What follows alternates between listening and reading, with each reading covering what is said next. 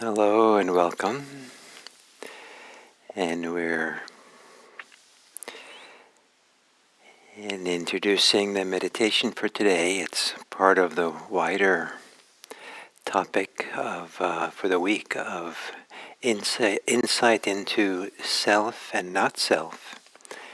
And first, it's important to have some insight into the experience we have of self, of ourselves. And I'd like to give you a kind of a metaphor for this. Some of you might remember the movie Wizard of Oz, and how there's this wizard of Emerald City, and at some point, and his big booming voice, this big mask on the wall, it sounds like a great big kind of powerful being who rules the city.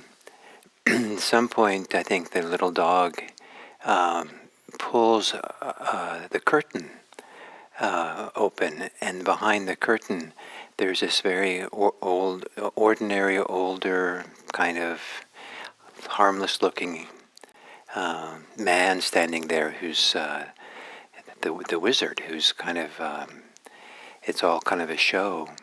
So what's behind the curtain in our own minds around ourselves? The voice, the directions, the beliefs that we have about self, the tensions, the pressures, around this whole concept of self and who we think we are and how we think we are. If we pull the curtain, what do we see?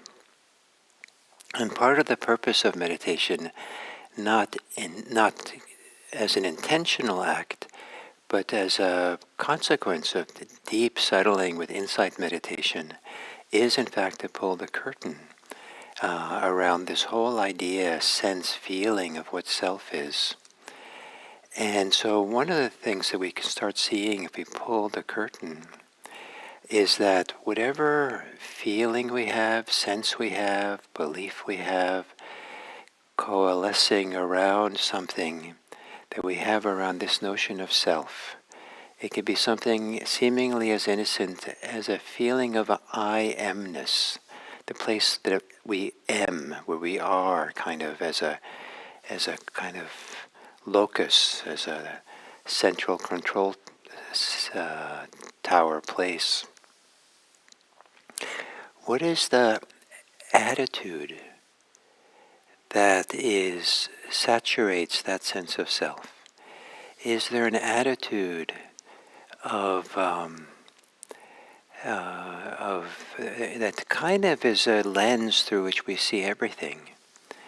An attitude of calm or an attitude of agitation? An attitude of fulfillment or attitude of feeling unfulfilled? An attitude of feeling adequate or feeling inadequate? An attitude of feeling safe or an attitude of feeling fear? Is there a sense that this kind of little coagulation, condensation around self, it's not dismissing the idea of self, but does the feeling, the idea of self come with a unrecognized attitude? It's kind of like they say, people don't recognize or know that they have a dialect or an accent when they speak, because their accent, the way they grew up, everyone had that. That's the normal way of speaking. And but everyone has an accent in relationship to someone else who speaks.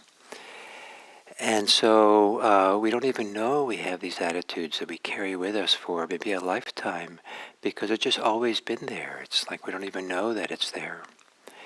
So as we settle, we want to start seeing, recognizing the attitudes that are there, kind of almost built into the fabric of our sense of self, our feeling of self, me, myself, and mine. And pull the curtain, see it, and recognize Does it come with tension? Does it come with pressure? And the tension is unnecessary. That is what we can work with. So to assume meditation posture, and take a minute or so to kind of sway and rock yourself into a settled way of being with your body as you're sitting or lying for meditation.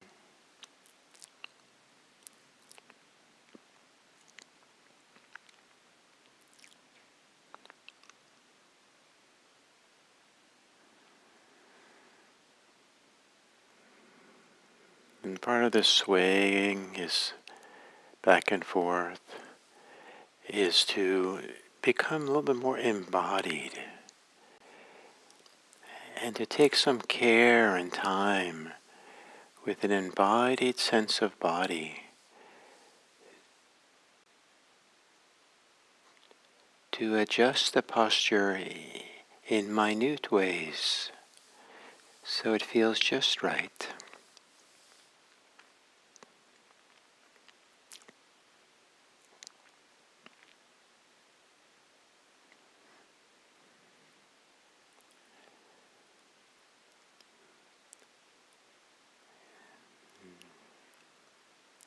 And gently closing your eyelids.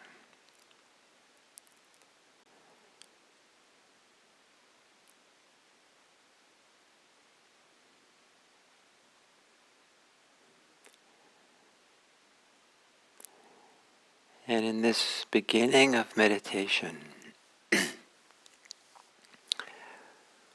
what or how is that self that's doing these beginning steps to meditation? What sense do you have of the doer, the enactor, the experiencer?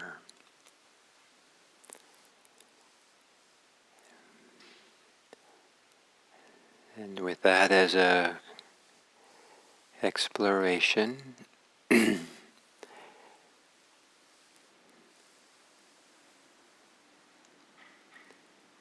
taking some deeper, fuller breaths to the degree to which it feels good and satisfying to become more connected to your body.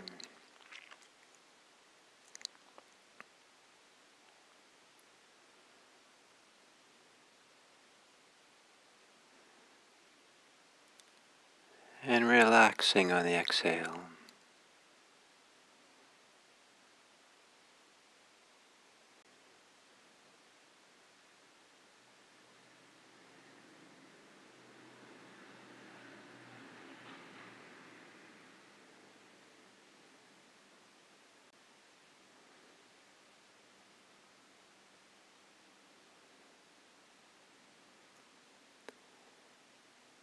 Letting your breathing return to normal.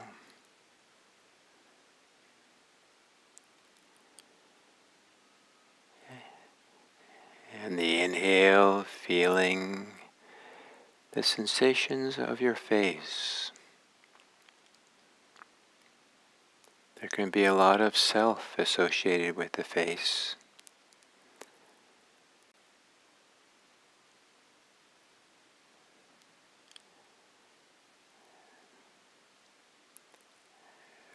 As you exhale, relax the face, soften.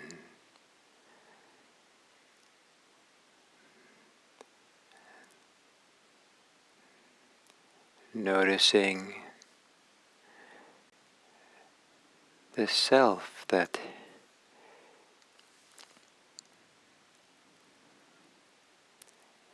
is feeling and relaxing.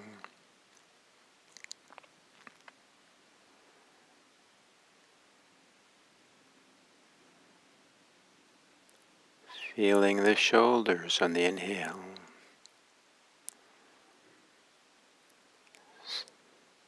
softening the shoulders on the exhale.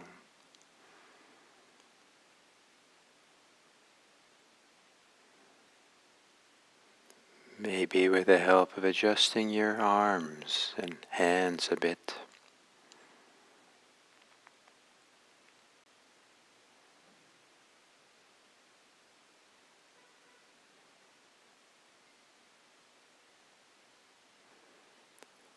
Feeling the belly. And on the exhale, softening in the belly.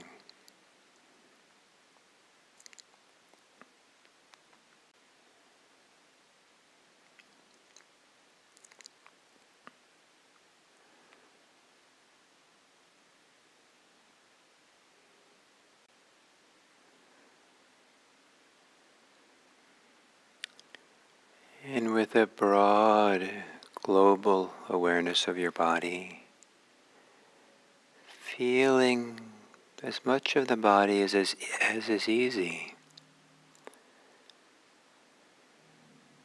And on the exhale, softening the body.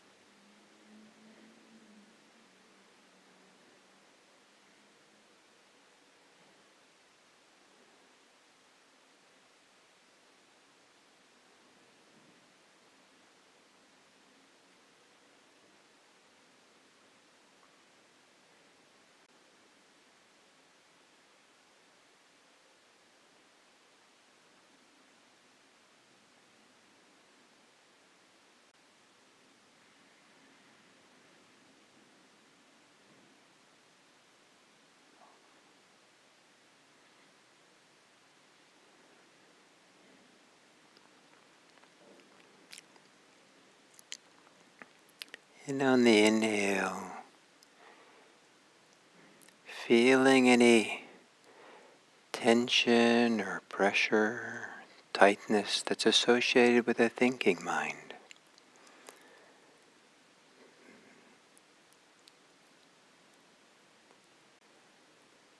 Any pressure or tension associated with the part of you that's thinking, the part of you that's doing the meditation.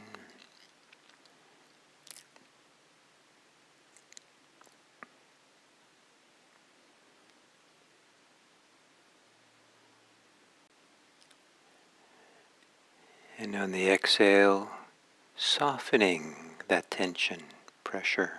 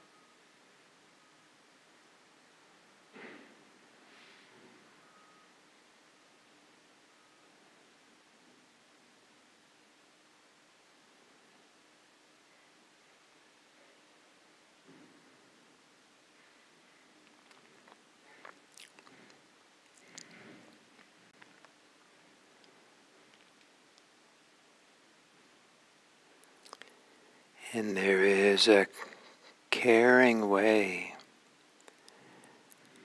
of allowing yourself internally to become quiet and still.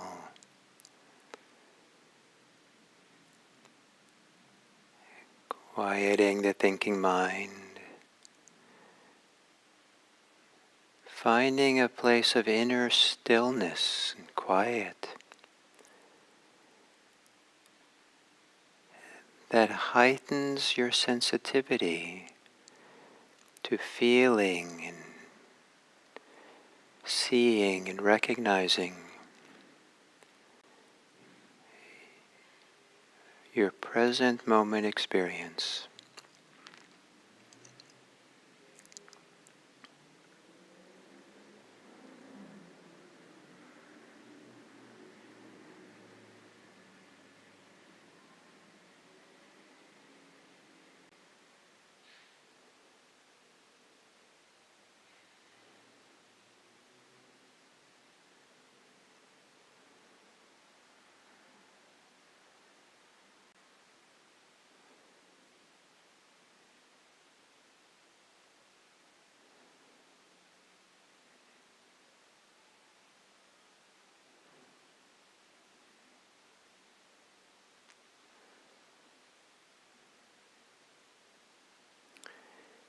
And as if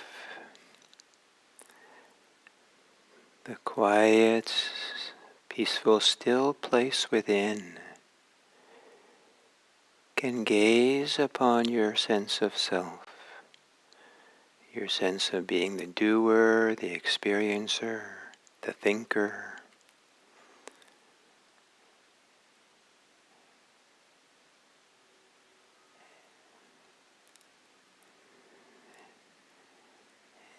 And what is the attitude? Attitudes that seem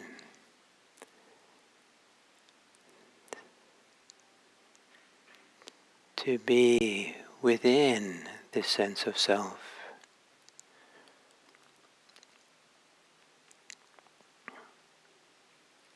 The idea of self, the feeling of self, the locus, control tower self in the middle of it all. Is there a subtle attitude?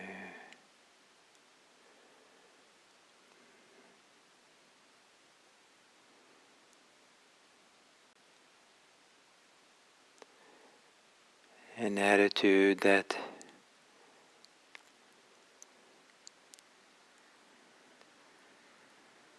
has pressure or momentum in a forward direction,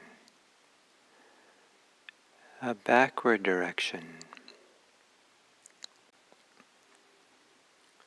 a sinking direction,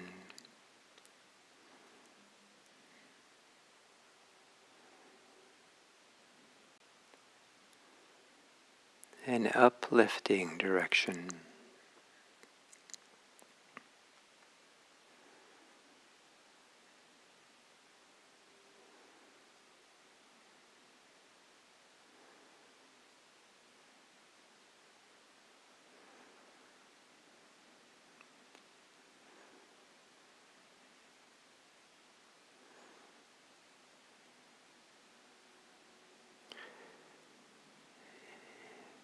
Embedded in the sense of self is there attitudes of liking or not liking, wanting or not wanting.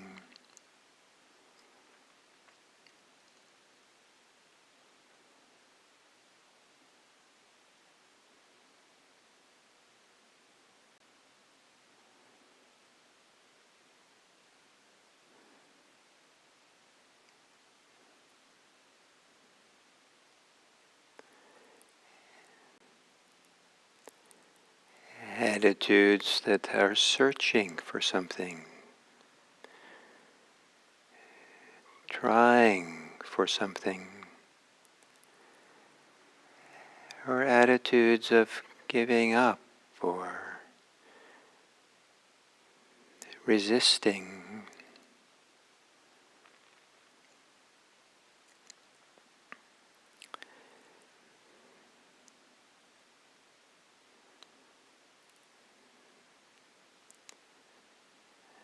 And the deep attitudes embedded in the sense of self can be many other things.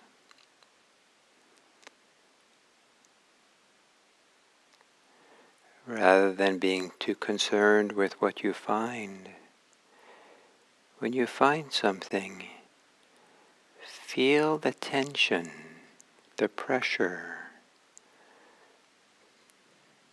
tightness,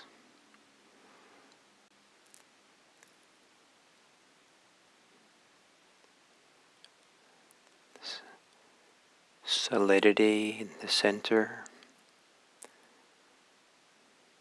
Feel it as you inhale and soften it as you exhale.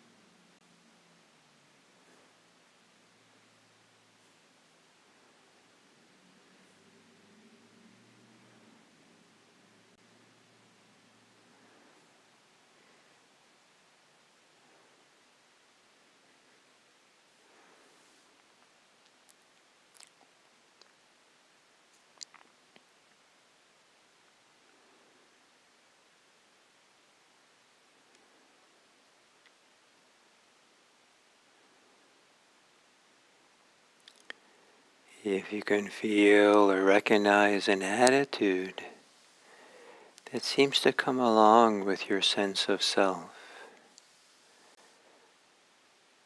can you look behind it, underneath it, for what inside of you is deeper than that attitude? Maybe what behind it is more peaceful.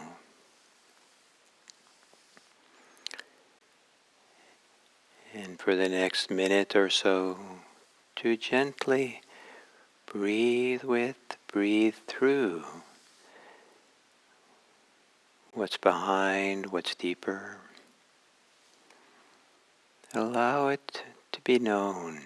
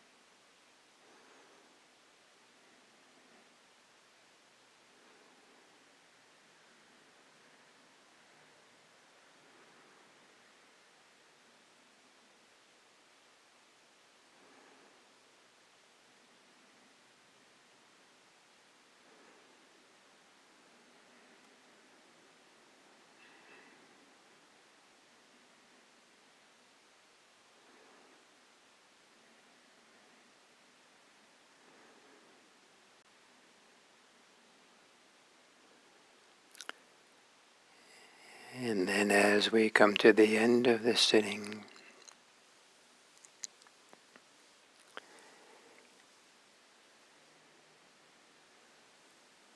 to feel and sense whatever degree of settledness, whatever degree of calm there might be for you, whatever new understanding there might be for you. And how might this calm, peace, settledness, understanding allow you to go into the world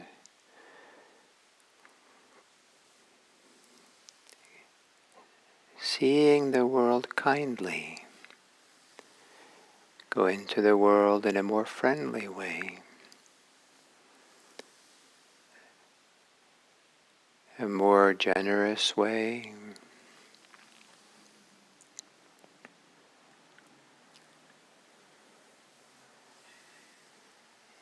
and may it be that the practice we do is to benefit both self and others. May we do this practice of meditation to support the transformation of a better world, one breath at a time, one sentence at a time, one human encounter at a time. May all beings be happy. May all beings be peaceful. May all beings be safe. May all beings be free.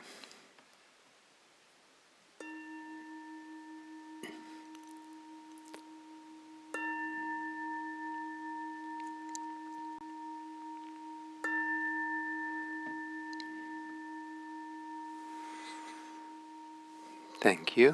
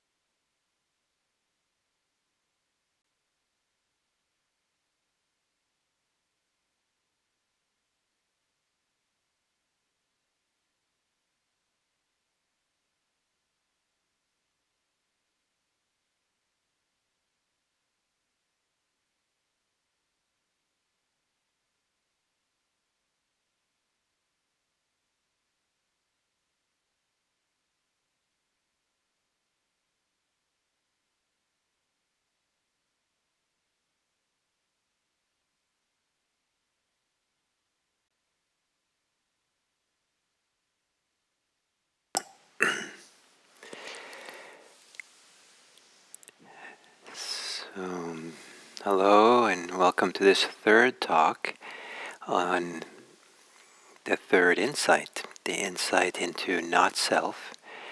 And before going directly into what this teaching is, what this aspect of meditation is about, it's first and very important to understand a few things about this, our sense of self, the way we orient ourselves around me, myself, and mine, and recognize something about it, that become wiser about it, to understand it better.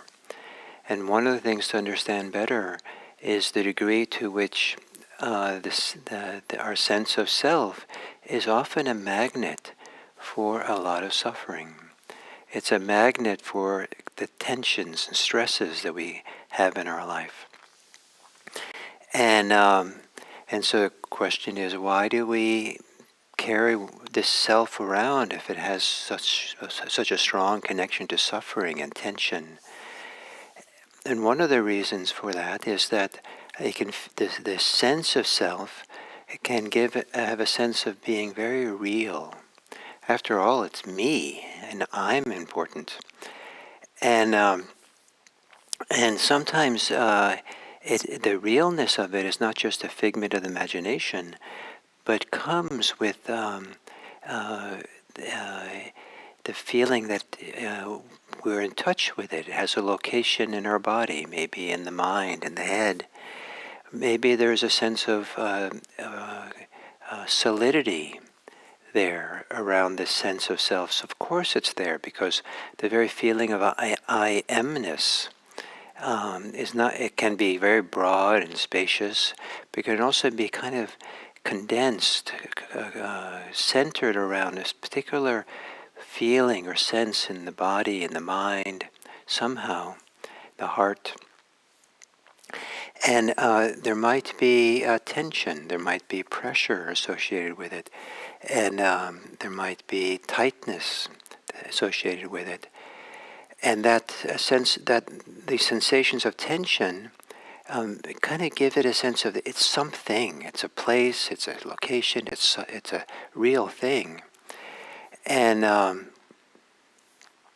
so the hologram has a kind of is a focal point where, or a centering point where different laser lights are focused, and in that something that we see seems quite real, three-dimensional appears. But you put your hand into the little hologram box and your hand goes right through the object because it's not there. So it isn't exactly the same metaphor for the sense of self, but parts of it is true that way, where we take something which is not the self, but associated with that sense of self as proof that there is a self, that that's the self that I'm holding on to. Now again, I'm not trying to dismiss the self in any kind of way. Don't have to worry about it philosophically. What I'm trying to get to is to understand better what's extra, what's put on top of this sense of self that gives its solidity, gives us a sense of this is how things are, and often so much about this sense of self that we carry is taken for granted, is maybe even subconscious, how it's there. It's almost like the atmosphere. It's almost like a general attitude that comes along, which is so embedded in the sense of self that we don't realize that the attitude is extra, that the attitude is maybe not helpful for us, maybe not useful, not universally applicable to how we live our life, but it's always there.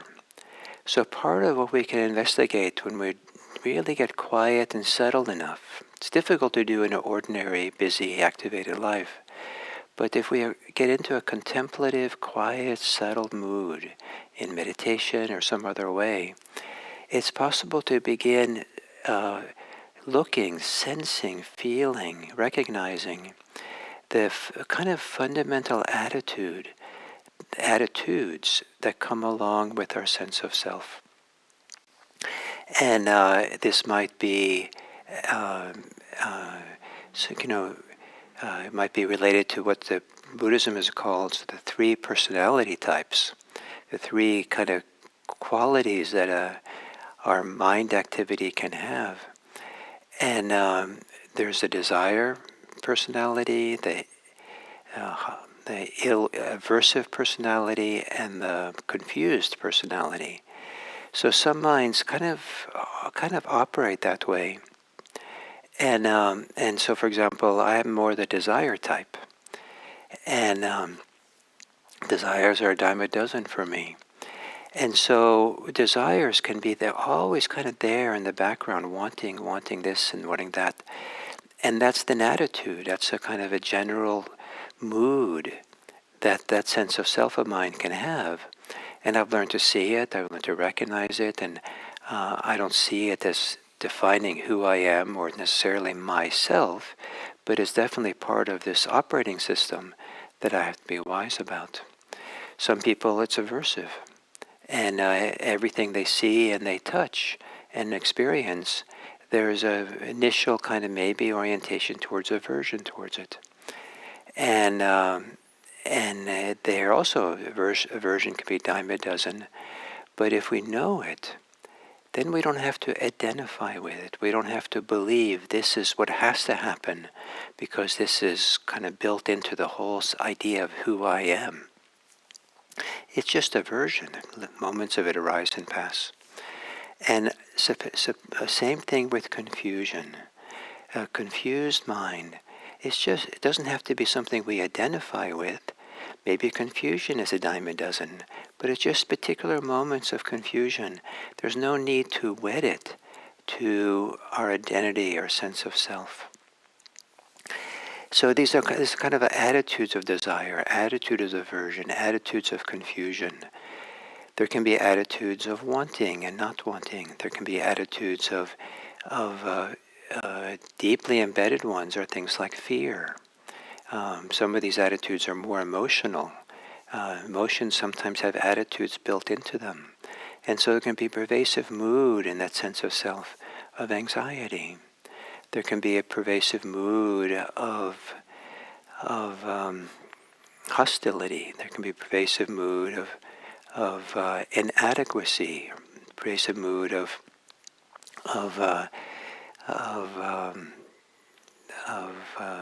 assertiveness, aggression. So to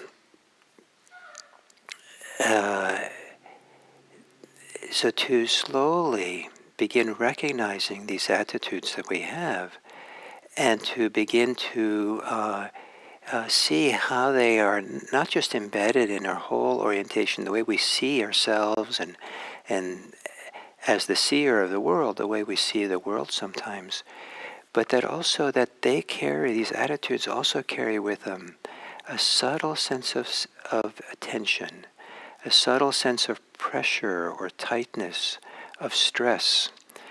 And that stress and tension is not necessary to any sense of self that carries with it tension or stress. The tension stress is extra.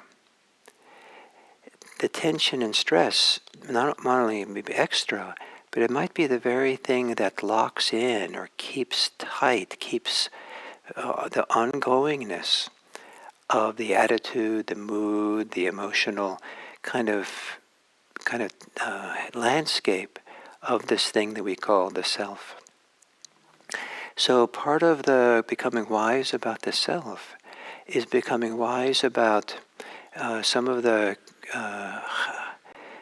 its characteristics, and if it's just if your sense of self has no characteristics because it's disembodied, it's empty, it's somehow free, chances are high that you haven't really gotten quiet enough, still enough, to really see what's going on. But of course, sometimes sense of self is so ephemeral, so light, so peaceful, that maybe it's better off just feeling the peace and being nourished by that than going exploring for something. And finally, the very exploration, the very focus of mindfulness to see all this, so that too might be done from this place of self. And this is where it gets very interesting, that anything we do, we might bring ourselves along in terms of the deeper attitudes, beliefs, emotions that are always there in the background. And if some of those have to do with attitudes of perfectionism, being successful, trying to make something work, engineer something, always trying to figure something out, then we bring that to being mindful. We're kind of using the problem to try to solve the problem. If we, so this idea of investigating the self and the attitudes and all that, we have to be careful that investigation doesn't come along with the very attitude that we're trying to investigate. And so the invitation in meditation is to find a peaceful, relaxed, open, unforceful way to investigate, way to discover what's happening here. What is this sense of self? What attitude comes along with it? What mood comes along with it? What beliefs come along with it? So this is a huge topic, and a lot is said now in these few minutes I've had with you. And so it's best to take it slow. And maybe there's a few pointers I've given today that might be particularly interesting for you. And in the next 24 hours, maybe make sure you have some time to explore, reflect on this, feel your way into it. Maybe it's just taking a 2 or 3 minute break from work or the activities you do, or maybe if you're driving around to go shopping and do things, maybe before you start your engine of the car, or maybe before you get out of the car, you sit quietly and just question, what is this? What's happening now? How is it now? And one of the fascinating things of doing this over a day is start getting a sense of the shifts and changes that maybe normally go unnoticed, and that are deep inside this sense of self that many of us have. So maybe talk with friends about this. Maybe Dharma friends, you can have conversations about what we've been talking about today, to kind of make it come alive and feel a deeper connection to it and understand. Because this will provide us, what I'm doing this week, will provide a very useful foundation for understanding the Buddhist insight into not-self. So, thank you very much.